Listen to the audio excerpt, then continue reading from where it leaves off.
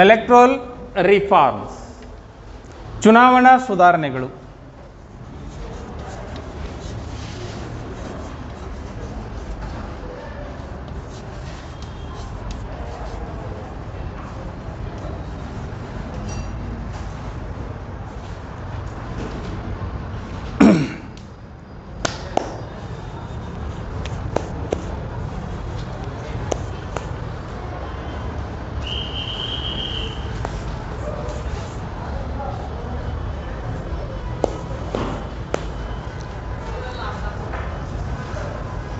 What is the necessity of reforms in an electoral system of the country?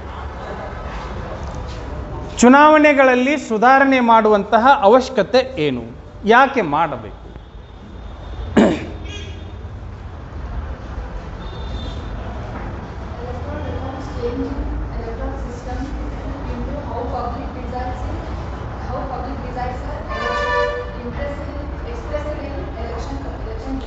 Okay, keep continue. I'm happy actually today. Again and again you only answering. The success of parliamentary democracy depends upon the political stability, which lies upon the pure and honest electoral system. The democracy is the will of people, and the public opinion are sacred. So hence it is called as the voice of people is known as the voice of power. Very good. ಮತ್ತೆ ಲೇ ಉಳಿದವ್ರು ಏನು ಲೇ ಒಂದು ಸ್ವಲ್ಪ ಮಾತಾಡಿ ಸಾಗರ್ ಹೇಳ. Very good. ಕಡ್ಡಾಯವಾಗಿ ಓದ್ಕೊಂಡು ಬರಬೇಕು. ಸೃಷ್ಟಿ ಜೋಶಿ ಹೇಳ.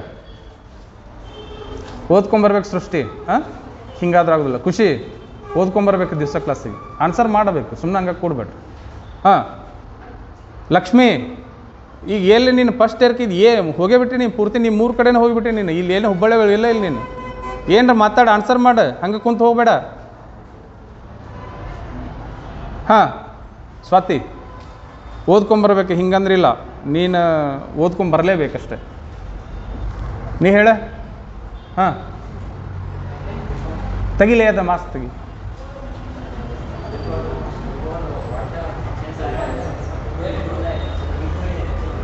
For the reason improvement or improvisation in election system. मैत्री नहीं चलेगा. ಹಿಂದಿಲವರು ಯಾರಿಲ್ಲ? ವೀರೇಶ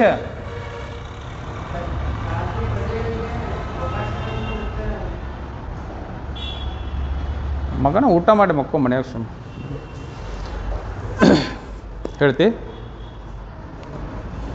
ಮೋನಿಸಾ ಹೇಳ.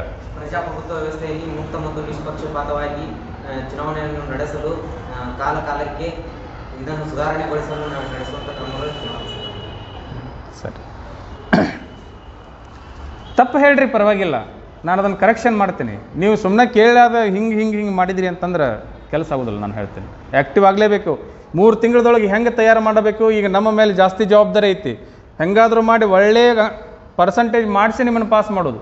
ಸುಮ್ಮನೆ ಹಂಗೆ ಇದು ಕಾಟಾಚಾರಕ್ಕಲ್ಲ. 3 ತಿಂಗಳದೊಳಗೆ ಸಿಲೆಬಸ್ ಮುಗಿಸಿ ಸರಿಯಾಗಿ ತಯಾರು ಮಾಡೋದು. ಒಂದಿಷ್ಟು ನೀವು ಆಸಕ್ತಿ ಇಟ್ಕೊಂಡ್ರಿ ಅಂತಂದ್ರೆ ನಾವು ಇದಕ್ಕಿಂತಲೂ ಹೆಚ್ಚಿನ ಪ್ರಯತ್ನ ಮಾಡ್ತೀವಿ. ಅರ್ಥ ಮಾಡ್ಕೊಳ್ರಿ ಅಷ್ಟೇ. ಈಗೆಲ್ಲರೂ ಅಬ್ಸೆಂಟ್ ಇದ್ದಾರೂ ಸಹಿತ ತಲುಪಲಿ ಅಂತ ಹೇಳಿ ವಿಡಿಯೋ ಮಾಡಿ ಬಿಡಾಕತ್ತೀನಿ ನಾನು, ಗೊತ್ತಿರಲಿ. ನೀವು ಸ್ವಲ್ಪ ಇದರೊಳಗೆ ಇಂಟ್ರೆಸ್ಟ್ ತೋರಿಸ್ಬೇಕಷ್ಟೇ. ನೀವು ಸುಮ್ಮನೆ ಹಿಂಗೆ ಕುಂತು ಹಿಂಗೆ ಹೋದ್ರಿ ಅಂತಂದ್ರೆ ಕೆಲಸ ಆಗೋದಿಲ್ಲ. ಕ್ಲಾಸಿಗೆ ಕುಂತಿರಲ್ಲ, ಇಲ್ಲೇನೇ ತಿಳಿದಿಲ್ಲ, ಹೋಗಿ ಮನೆಗೆ ಹೋಗಿ ಮತ್ತೆ ವಿಡಿಯೋ ನೋಡ್ರಿ. ಅದನ್ನು ನಿಮಗೋಸ್ಕರ ಮಾಡಕತ್ತಿತ್ತು, ಅದನ್ನು ಬೇರೆ ಯಾರಿಗೋಸ್ಕರ ಅಲ್ಲ. See, electoral reforms, they are necessary in a democratic setup. Democracy, it requires continued changes. How do you change a system? By reforms. There is a beautiful quotation in electoral system in a democracy. Voice of people is a voice of God. Voice of the people is the voice of God. See, fair in democratic setup, Who are God? People are God. Their rising voices are God. See, who save and who protect democracy? People can. They can change the entire system. By time to time, we adopt some reformation to purifying democracy. See, regarding electoral system in a democracy, to educate people politically, to create awareness politically. Time to time, Election Commission of India taken major steps to improvise the system. Elections are foundation to the democratic setup. How you build a strong democracy? By reforming electoral system. That is the main pillar actually.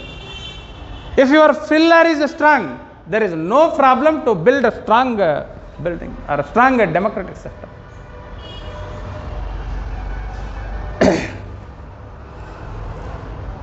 See, for the reason reforms are necessary to the democracy.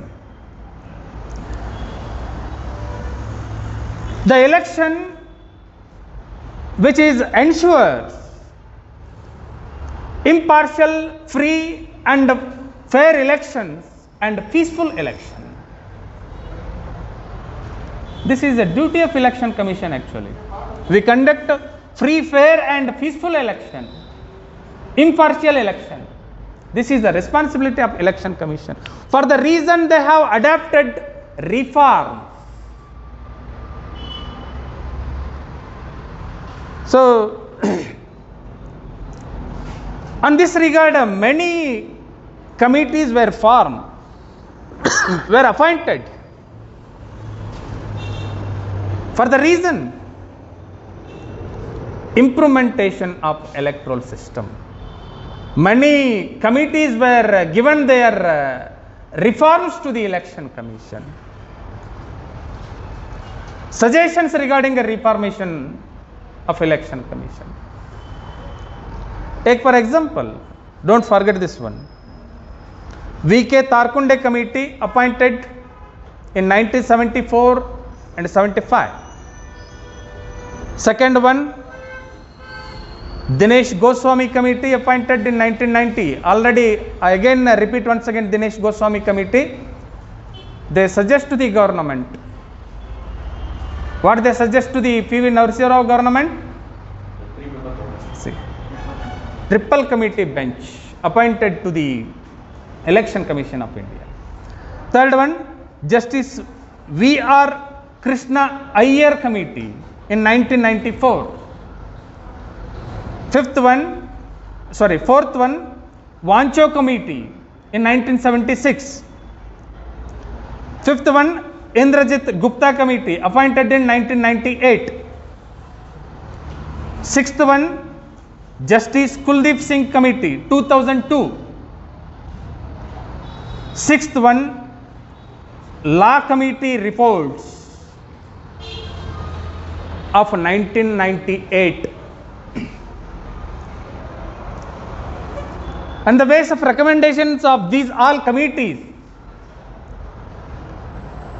government have following some references of committees as follows. They are some reformations. We'll see them in next class. Kannada ಮೀಡಿಯಮದವರು ಚುನಾವಣಾ ಸುಧಾರಣೆಗಳು.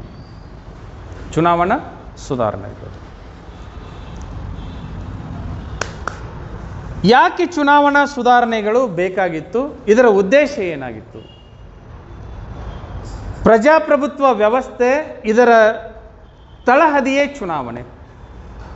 ಯಾಕಂದರೆ ಪ್ರಜಾಪ್ರಭುತ್ವ ವ್ಯವಸ್ಥೆ ಇದು ಸದಾ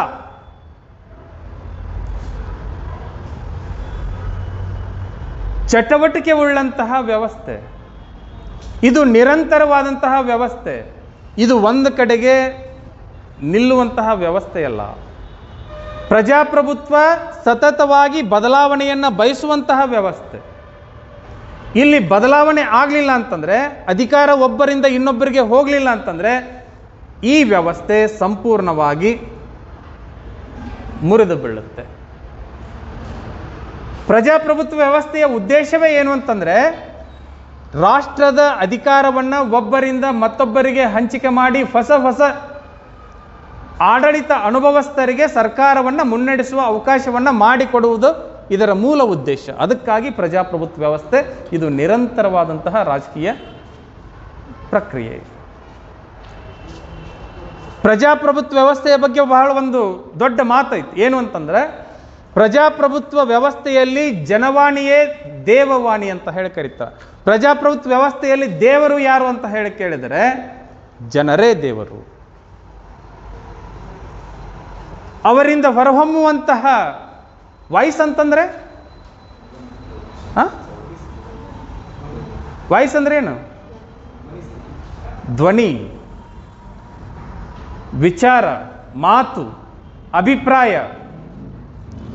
ಏನು ಪ್ರಜಾಪ್ರಭುತ್ವ ವ್ಯವಸ್ಥೆಯಲ್ಲಿ ಯಾವ ವ್ಯಕ್ತಿಗಳು, ಯಾವ ಪಕ್ಷಕ್ಕೆ ಜನರು ಧ್ವನಿ, ಇದರ ಅರ್ಥ ಏನು ಅಂತಂದ್ರೆ ಮತ ಅಂತಂದಂಗೆ. ಯಾರು ಒಂದು ಪಕ್ಷದ ಪರವಾಗಿ ಮಾತನಾಡ್ತಾರೋ, ಮತವನ್ನು ನೀಡ್ತಾರೋ, ಆ ಪಕ್ಷ ಅಧಿಕಾರಕ್ಕೆ ಬರುತ್ತೆ.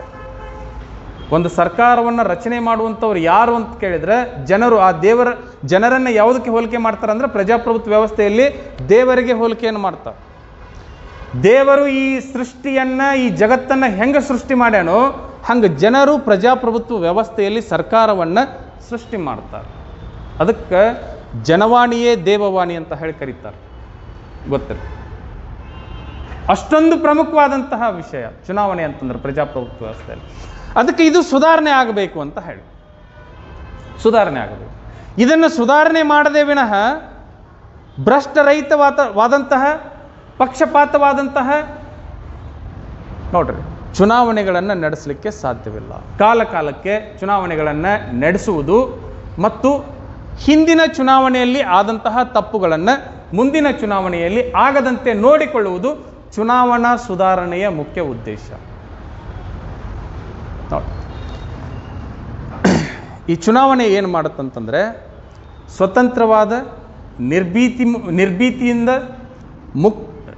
ಯಾವುದೇ ಭ್ರಷ್ಟರಹಿತವಾದಂತಹ ಮತ್ತು ಶಾಂತಿಯುತವಾದಂತಹ ಚುನಾವಣೆಯನ್ನು ನಡೆಸುವ ಉದ್ದೇಶದಿಂದ ಚುನಾವಣೆಯ ಸುಧಾರಣೆಗಳನ್ನು ತರಲಾಯಿತು.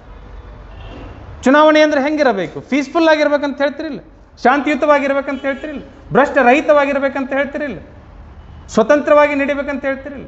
ಹಂಗೆ ನಡಿಬೇಕು ಅಂತಂದರೆ ಈಗಿದ್ದಂತಹ ವ್ಯವಸ್ಥೆಯಲ್ಲಿ ಇನ್ನೂ ಲೋಪದೋಷಗಳು ಉಂಟು. ಅದಕ್ಕಾಗಿ ಅವುಗಳು ಸುಧಾರಣೆ ಆಗಬೇಕು ಅಂತ ಹೇಳಿ ಈ ಚುನಾವಣಾ ಸುಧಾರಣೆಗಳನ್ನು ಮಾಡಲಿಕ್ಕೆ 1952ರಿಂದ ಇಲ್ಲಿಯವರೆಗೆ ಆಗಿ ಹೋದಂತಹ ಸರ್ಕಾರಗಳಿರಬಹುದು, ಪ್ರಸ್ತುತ ಇರುವಂತಹ ಸರ್ಕಾರಗಳು ಇರಬಹುದು, ಅವು ಪ್ರತಿನಿತ್ಯ ಪ್ರಯತ್ನವನ್ನು ಮಾಡ್ತಾ ಇರುವಂಥದ್ದು. ಅದಕ್ಕಾಗಿ ಹಲವಾರು ಸಮಿತಿಗಳನ್ನು ನೇಮಕ ಮಾಡಿದ್ದುಂಟು.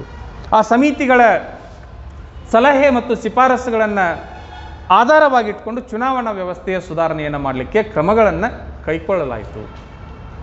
ಹಾಗೆ ಚುನಾವಣಾ ಸುಧಾರಣೆಯನ್ನು ಬಯಸಿ ಸರ್ಕಾರದಿಂದ ನೇಮಕವಾದಂತಹ ಸಮಿತಿಗಳು ಯಾವುವು ಅಂತಂದರೆ, 1ನೇ ಸಮಿತಿ ವಿ.ಕೆ. ತಾರ್ಕುಂಡೆ ಸಮಿತಿ 1974 ಮತ್ತು 75ರಲ್ಲಿ ನೇಮಕವಾದದ್ದು. 2ನೇದ್ದು ದಿನೇಶ್ ಗೋಸ್ವಾಮಿ ಕಮಿಟಿ 1990ರಲ್ಲಿ. ನಿನ್ನೆಯ ಅವಧಿಯೊಳಗೆ ಇವರ ಬಗ್ಗೆ ನಾನು ಮಾತಾಡಿದ್ದೆ. ದಿನೇಶ್ ಗೋಸ್ವಾಮಿ ಕಮಿಟಿಯವರ ಶಿಫಾರಸಿನ ಆಧಾರದ ಮೇಲೆ 1950ರಿಂದ 90ರವರೆಗೆ ಭಾರತದ ಚುನಾವಣಾ ಆಯೋಗ ಏಕಪೀಠ ಸದಸ್ಯ ಆಯೋಗವಾಗಿತ್ತು. ಇವರ ಶಿಫಾರಸಿನ ಆಧಾರದ ಮೇಲೆ ಪಿ.ವಿ. ನರಸಿಂಹರಾವ್ ಪ್ರಧಾನಮಂತ್ರಿಯಾಗಿದ್ದಾಗ ಭಾರತದ ಚುನಾವಣಾ ಆಯೋಗವನ್ನು ತ್ರಿಸದಸ್ಯ ಪೀಠ ಆಯೋಗವನ್ನಾಗಿ ಪರಿವರ್ತನೆ ಮಾಡಲಾಯಿತು. ಅದು ದಿನೇಶ್ ಗೋಸ್ವಾಮಿ ಸಮಿತಿಯ ಸಲಹೆಯ ಆಧಾರದ ಮೇಲೆ. 3rd ಒನ್ ನ್ಯಾಯಮೂರ್ತಿ ವಿ.ಆರ್. ಕೃಷ್ಣ ಅಯ್ಯರ್ ಸಮಿತಿ 1994. 4ನೇದ್ದು ವಾಂಚೋ ಸಮಿತಿ 1976. ವಾಂಚೋ.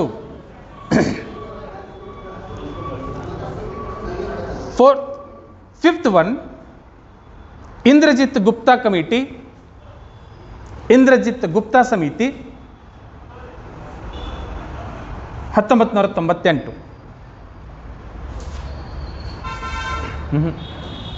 ಹುಡುಗರು ಸಪ್ರೇಟ್, ಹುಡುಗಿಯರು ಸಪ್ರೇಟ್, ಒಂದು ಅಟೆಂಡೆನ್ಸ್ ಬರೆದು.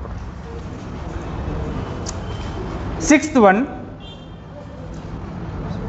ಒನ್ ನ್ಯಾಯಮೂರ್ತಿ ಕುಲ್ದೀಪ್ ಸಿಂಗ್ ಸಮಿತಿ 2002. ನ್ಯಾಯಮೂರ್ತಿ ಕುಲ್ದೀಪ್ ಸಿಂಗ್ ಸಮಿತಿ 2002. ಸೆವೆಂತ್ ಒನ್ ಕಾನೂನು ಸಮಿತಿ, ಇದರ ವರದಿ, ಕಾನೂನು ಸಮಿತಿಯ ವರದಿ 1998. ನೋಡಿ, ಈ ಎಲ್ಲ ಸಮಿತಿಗಳ ವರದಿಯನ್ನು ಆಧಾರವಾಗಿಟ್ಟುಕೊಂಡು ಭಾರತದಲ್ಲಿ ಚುನಾವಣಾ ವ್ಯವಸ್ಥೆಯ ಸುಧಾರಣೆಗಳನ್ನು ಜಾರಿಗೆ ತರಲಾಯಿತು. ಆ ಸುಧಾರಣೆಗಳು ಯಾವುವು ಅಂತ ಹೇಳಿ ಮುಂದಿನ ಅವಧಿಯಲ್ಲಿ ನಾನು ನಿಮಗೆ ಅವನ್ನ 1 by 1 ಹೇಳ್ತಾ ಹೋಗ್ತೇನೆ. ಈ ಸುಧಾರಣೆಗಳನ್ನು ಜಾರಿಗೆ ತಂದ ಮೇಲೆ ಒಂದಂತೂ ಬದಲಾವಣೆಯಾಗಿದ್ದು ಸತ್ಯ ನಮ್ಮ ದೇಶದಲ್ಲಿ. ಏನು ಅಂತಂದರೆ, ಕೊಟ್ಟಿ ಮತದಾನವನ್ನು ತಡೆಯಲಾಗಿದೆ, ಇದು ಸತ್ಯ. ಬೋಗಸ್ ಓಟ್ಗಳನ್ನು ತಡೆಯಲಾಗಿದೆ, ಇದು ಸತ್ಯ. ಯಾಕಂದರೆ ಹಿಂದೆ EVM ಮಷಿನ್ ಇರಲಿಲ್ಲ, ಬ್ಯಾಲೆಟ್ ಪೇಪರ್ ಯೂಸ್ ಮಾಡ್ತಿದ್ರು. ಅಲ್ಲಿ ಒಂದಿಷ್ಟು ಮಾಡ್ಯಾರ ಅವು ಏನಂತ ಹೇಳಿ ನಿಮ್ಗೆ ಅರ್ಥ ಆಗ್ತಾವೆ ಮುಂದೆ. ಹಂಗೆ ಹಾಕಿ ಸೀಲ್ ಹಾಕಿ ಡಬ್ಬ್ಯಾಗ ತುಂಬಿ ಕಳಿಸ್ಬಿಡೋದು. ಎಷ್ಟು ವರ್ಷ ಅಂದ್ರೆ ಸಾಯು ತನಕ ಒಬ್ಬವನಾಗಿದ್ದಾನೆ. ಯಾಕಂದ್ರೆ ಮತ್ತೆ ಇವ್ರು ಸೀಲ್ ಹಾಕೋರು ಅದಾರ ಅವನ ಜೊತೆಗೆ. ಅವನ ಹೆಸರಿನ ಮೇಲೆ ಇನ್ನೊಬ್ಬ ಹಾಕೋದು, ಅವನ ಹೆಸರಲ್ಲಿ ಮತ್ತೊಬ್ಬ ಹಾಕೋದು, ಹಂಗೆ ಮಾಡ್ಯಾರ. ಆದ್ರೆ ಈಗ ಹಂಗೆ ಮಾಡೋಕ್ಕೆ ಬರೋದಿಲ್ಲ. ಈಗ EVM, this is a new invention, this is a new reform in electoral system of the country. ನೀವು ನಿಮ್ಮ ಹೆಸರಿಗೆ ಒಂದು ಮತವನ್ನು ಹಾಕಿದರೆ ಮುಗೀತು. ಆ ಹೆಸರಿನ ಮೇಲೆ ಮತ್ತೆ ಯಾರು ಮತ ಹಾಕಕ್ಕೆ ಬರೋದಿಲ್ಲ, ಬೇಕಾದ್ದು ಮಾಡಿದ್ರು ಬರೋದಿಲ್ಲ. ಈಗ ಐಡೆಂಟಿಟಿ ಕಾರ್ಡ್ ಮಾಡಿದ್ರು. ಹಿಂದೆ ಏನಕ್ಕಿತ್ತು? ಹಿಂದೆ ಕ್ಯಾಮ್ರಾನು ಸರಿ ಇರಲಿಲ್ಲ, ಫೋಟೋನು ಸರಿ ಬರ್ತಿದ್ದಿಲ್ಲ. ಈಗ ಡಿಜಿಟಲ್ ಎರಾದೊಳಗದೀವಿ ನಾವೀಗೆಲ್ಲ. ಹೆಂಗಂದ್ರೆ ನೀವು ಇದ್ದಕ್ಕಿಂತ ಚಂದಂಗೆ ಐಡೆಂಟಿ ಕಾರ್ಡ್ ಒಳಗೆ ಫೋಟೋ ಬರ್ತಾವೆ. ನೀವು ಇದ್ದಕ್ಕಿಂತ ಚಂದೊಳಗೆ ಈಗ ಮಾಡಿರ್ತಾರೆ ನೋಡ್ರಿ. ಇಲ್ಲ ಈಗ ನೋಡಕ್ಕೆ ಬಂದಾಗ ಫೋಟೋ ತೋರಿಸ್ರಿ ಅಂತಂದ್ರೆ ಅಗ್ದಿ ಎಲ್ಲ ಅದಕ್ಕೆ ಮೇಕಪ್ ಮಾಡಿ ಕಳಿಸಿರ್ತಾರಿಲ್ಲ. ಹಂಗೆ ಫೋಟೋ ಮತ್ತು ಆಧಾರ್ ಕಾರ್ಡ್ನೊಳಗೂ ಹಾಕಿಸ್ಕೊಂಡಾರ, ಮತ್ತು ವೋಟರ್ ID ಒಳಗೂ ಹಾಕಿಸ್ಕೊಂಡಾರ. ಅವ್ರಕ್ಕಿಂತ ಚಂದ ಅದ್ರೊಳಗೆ ಅದಾವು. ಈಗ ಹಂಗೆ ವಂಚನೆ ಮಾಡೋಕ್ಕೆ ಬರೋದಿಲ್ಲ, ಮೋಸ ಮಾಡೋಕ್ಕೆ ಬರೋದಿಲ್ಲ. ಅದಕ್ಕೆ ಹೊಸ ಸುಧಾರಣೆಗಳು ಚುನಾವಣಾ ವ್ಯವಸ್ಥೆಯ ಆವಿಷ್ಕಾರ. ಈ ಚುನಾವಣಾ ವ್ಯವಸ್ಥೆ ಸರಿ ನಡಿಬೇಕು ಅಂತಂದರೆ ಇನ್ನೂ ಭಾಳಷ್ಟು ಅದಾವು. ಇಲ್ಲಿ ಅದಾವು ಮ್ಯಾಂಡಟರಿ ಆಂಟಿಸಿಪೇಟೆಡ್ ಅಂತ ಹೇಳಿದವು. ಅವು ಇದ್ದಾಗಿನೂ ಒಂದಿಷ್ಟು ಮಂದಿ ಚುನಾವಣಾ ಆಯೋಗಕ್ಕೆ ಮೋಸವನ್ನು ಮಾಡಕತ್ತಾರೆ. ಅವು ನಿಲ್ಲಬೇಕು. ಅವನ್ನ ಹೆಂಗೆ ಸರಿ ಮಾಡಬೇಕು ಅನ್ನೋದು ಮತ್ತೆ ಹೊಸ ಸುಧಾರಣೆಗಳು ಬರ್ತಾವೆ. ಈಗೇನಂತಂದ್ರೆ ನಾನು ಹೇಳಿದ್ನಲ್ಲ ಮೊನ್ನೆ, 100 ಕೋಟಿ ರೂಪಾಯಿ ಆಸ್ತಿ ತೋರಿಸಿ 5 ವರ್ಷ ಮುಗಿತ್ಲೆ 200 ಕೋಟಿ ರೂಪಾಯಿ ಮಾಡ್ಕೊಂಡಿರ್ತಾರೆ ಆಸ್ತಿ. ಹೆಂಗಾತ್ರಿ ಅಂತಂದ್ರೆ ಹಂಗೆ ಆಗೈತ್ರಿ ಅದಂತ ಹೇಳಿ. ಹಂಗೆ ಆಗೈತಿ ಅಂತಂದ್ರೆ ಇದಕ್ಕೆ ಸರಿಯಾದಂತಹ ತನಿಖೆಗಳು ಆಗಬೇಕು. ಆ ತನಿಖೆ ಮಾಡುವಂತಹ ಒಂದು ವ್ಯವಸ್ಥೆಯನ್ನು ನಾವು ಮಾಡಿಕೊಳ್ಬೇಕು ಚುನಾವಣಾ ಆಯೋಗದಲ್ಲಿ. ಅದು ಒಂದು ಹೊಸ ಶಿಫಾರಸ್ಸಾಗುತ್ತೆ. ಹೌದು, 200 ಕೋಟಿ ಆದರೆ ಟ್ಯಾಕ್ಸ್ ಕಟ್ಟಿದ, ಏನೇನು ಸೌಲಭ್ಯ, ತನ್ನ ಕಾರ್ಮಿಕರಿಗೆ ಸರಿಯಾಗಿ ವೇತನವನ್ನು ಕೊಟ್ಟ, ಇದು ಎಲ್ಲ ಒಳ್ಳೆಯ ಸಂಪನ್ಮೂಲಗಳನ್ನು ಬಳಕೆ ಮಾಡಿಕೊಂಡು ವಸ್ತುಗಳನ್ನು ಉತ್ಪಾದನೆ ಮಾಡಿದ, ಇವು ಎಲ್ಲ ಟೆಸ್ಟ್ ಆಗಬೇಕಲ್ಲ, ಇವೆಲ್ಲ ನೋಡಬೇಕಲ್ಲ. ಇದಕ್ಕೂ ಒಂದು ಏನಾದರೂ ಆವಿಷ್ಕಾರವನ್ನು ಮಾಡ್ತಾರೆ. ಹಿಂದಿನ ಚುನಾವಣೆಗಳು ಅವು ಬಹಳಷ್ಟು ಅನಕ್ಷರಸ್ಥ ಜನರಿದ್ದಾಗ ನಡೆದಂತಹ ಚುನಾವಣೆಗಳು. ನಮ್ಮ ಸಾಕ್ಷರತೆಯ ಪ್ರಮಾಣ ಕಡಿಮೆ ಇತ್ತು. ಇಂದಿನ ಚುನಾವಣೆಗಳು ಅಕ್ಷರಸ್ಥರ ನಡುವೆ ನಡೆಯುವಂತಹ ಚುನಾವಣೆಗಳು. ಈಗ ನಿಮ್ಗೆ ಹಿಂದೆ ಅವರನ್ನು ಪ್ರಶ್ನೆ ಮಾಡೋಕ್ಕೆ ನಿಮ್ಗೆ ಅವಕಾಶ ಇರಲಿಲ್ಲ. ಈಗೇನಾಯಿತು? RT ಐತೆ, ನಿಮ್ಗೆ ರೈಟ್ ಟು ಇನ್ಫಾರ್ಮೇಷನ್ ಆ್ಯಕ್ಟ್ ಐತೆ. A common people can challenge prime minister also, he's personal property. ಅವರು ಪ್ರೈಮ್ ಮಿನಿಸ್ಟರ್ ಅದರ ಅಂಡರ್ ಬರುವುದಿಲ್ಲ. ಮತ್ತು ಬೇರೆ ನಿಮ್ಗೆ ಹೇಳಿದೆ, ಯಾವನಾದರೂ ಒಬ್ಬ ಅಧಿಕಾರಿ ಅವ ಭ್ರಷ್ಟ ಅಂತ ಹೇಳಿ ನಿಮಗೆ ಅನಿಸಿತ್ತು ಅಂದರೆ ನೀವು ಅವನ ಎಲ್ಲ ವಿಚಾರಗಳನ್ನು ಮಾಹಿತಿ ಹಕ್ಕು ಅಧಿನಿಯಮದ ಅಡಿಯಲ್ಲಿ ಪಡೆಯಬಹುದು. ಗೊತ್ತಿರಲಿ, ಈ ಅವಕಾಶ ನಿಮ್ಗೈತಿ. ಈಗ ಬಹಳಷ್ಟು ಕಠಿಣ ಆಗ್ಯಾವ ಈಗೆಲ್ಲ ವ್ಯವಸ್ಥೆಗಳು, ಗೊತ್ತಿರಲಿ. ಇದು ಎಲ್ಲ ರಂಗಗಳಲ್ಲಿ ಹಿಂಗೆ ಆಗಬೇಕು. Transparent administration should be required to clean corruption in the country, from the country. ಪಾರದರ್ಶಕ ಆಡಳಿತ ವ್ಯವಸ್ಥೆ ಇದು ದೇಶವನ್ನು ಸ್ವಚ್ಛ ಮತ್ತು ಸುಸರ್ಜಿತಗೊಳಿಸಲಿಕ್ಕೆ ಅತಿ ಅವಶ್ಯವಾಗಿ ಬೇಕಾಗಿರುವಂಥದ್ದು.